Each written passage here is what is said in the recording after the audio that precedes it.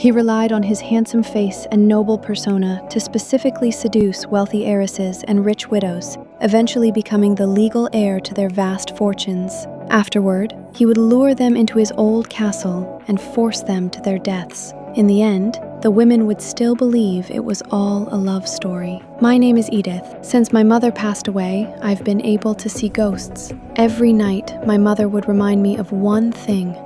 Beware of Crimson Peak.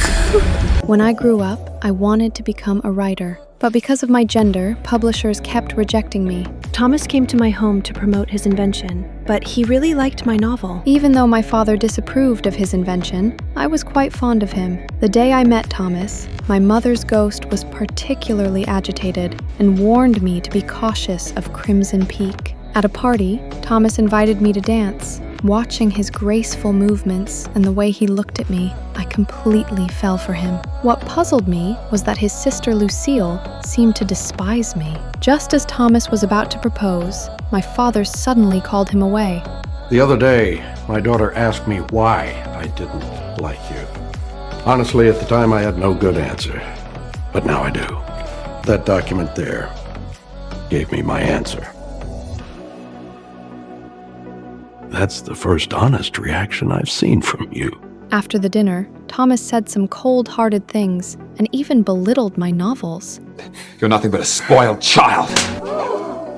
The next day, I received a new letter from him. It turned out my father had pressured him into it. I rushed to the hotel, but couldn't find Thomas anywhere. Just as I was about to leave, he appeared again, and with his passionate confession, I fell for him all over again. After my father's funeral, I married Thomas. His old castle was falling apart, with red mud seeping through the floorboards at every step. But for someone who wrote horror novels like me, this place felt like paradise. Not long after, I began to notice strange things around the castle. Dead insects on the table, spirits drifting in the mirror, and even water that would suddenly leak out of nowhere. There was also this constant feeling that someone was watching me. Thomas brought me strong tea to comfort me, but outside my room, Lucille was watching me closely. Within just a week, I was utterly exhausted. I woke up every day feeling drained. One day, when I was in the attic, Lucille handed me a book.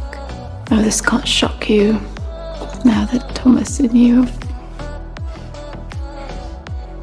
He was very respectful of my mourning. Nothing happened. I'll consider it. In time. Everything will be right.